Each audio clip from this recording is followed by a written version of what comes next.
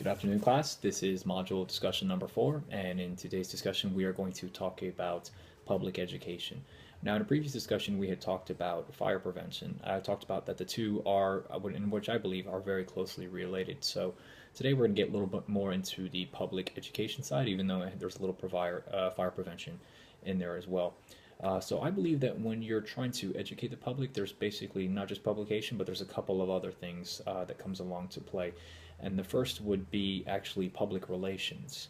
Public relations is basically, how we're relating to the community, how they are viewing us. So if we are going out there and, we're wearing our t-shirts and we're handing out stickers and we're, shaking hands and getting to know the public and, we're giving barbecues and, preventing awareness about fire prevention, that's good PR. People are going to notice that and they're going to take into effect. But at the same time, if they see us out and we're shopping at Publix and they hear us cursing or we're horseplaying around and they take notice of that and they notice if we have negative attitudes or anything like that, that is bad PR. So when you want to educate the public, the first thing that you need to do is have those public relations, and obviously you need to have that good PR. The second thing that you need to also have, I believe, is public information. Public information is going back to what I was talking about a little bit before in the public relations section.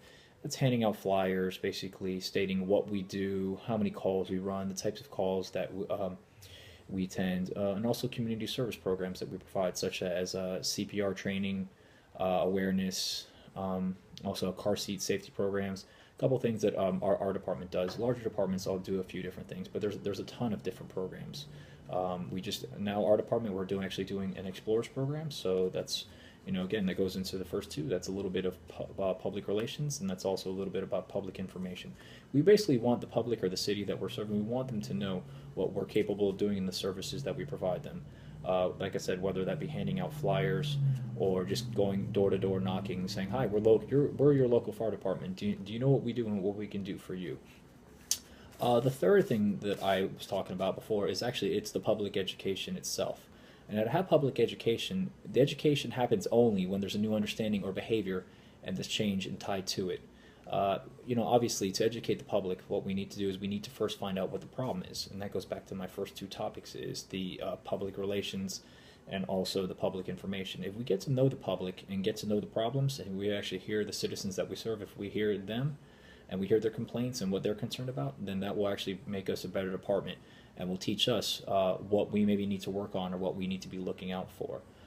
If we notice, for example, that we have a ton of cooking fires, that we know that we have a large community of people, they like to, let's just say, for example, they like to fry food, but they might not be washing it.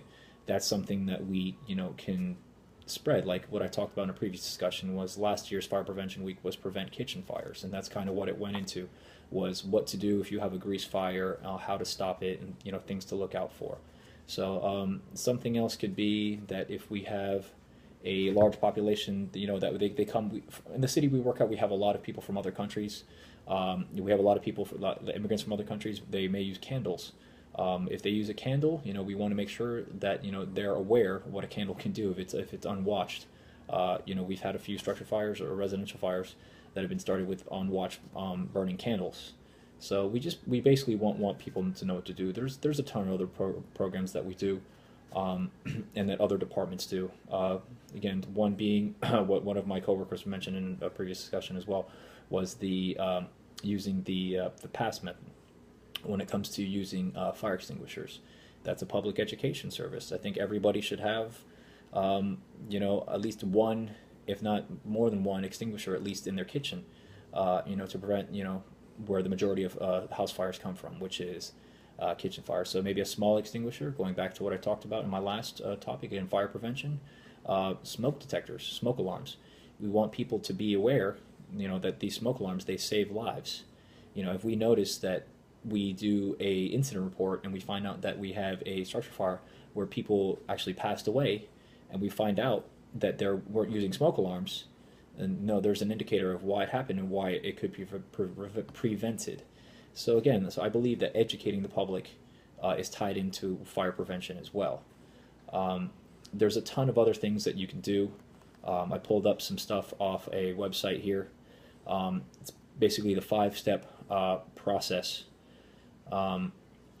in public education, or what you're doing. In step one of my other coworkers talked about was conduct a community risk analysis. Now, in this, a community risk analysis is a process that identifies fire and life safety problems and the demographic characteristics of those in the risk community. Okay, that's what we're talking about. What we're doing is when we go out and we need to find out, be involved in our community and find out what's going on, and what problems they may be having, or things that we may notice that they may not. Number two is developing community partnerships. Again, something I already mentioned. Community partnership is a person or group organization willing to join forces and address a community risk. The most effective risk reduction efforts are those that involve the community in the planning and the solution process. So obviously we want to be a part of the solution. We don't want to be a part of the problem. Step number three would be create an intervention strategy.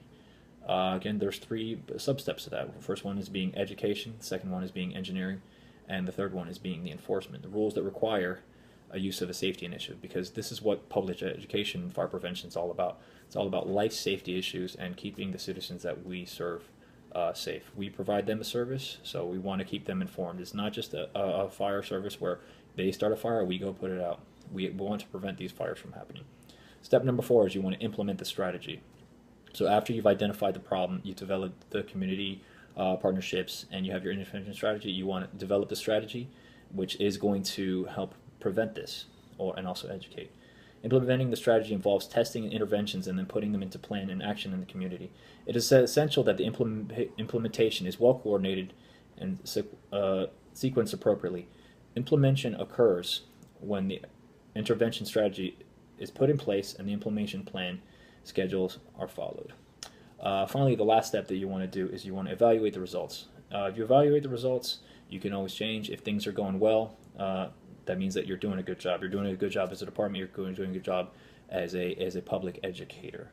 The primary goal of the evaluation process is to demonstrate that the risk reduction efforts reaching target populations have planned impact and are demonstrably reducing loss.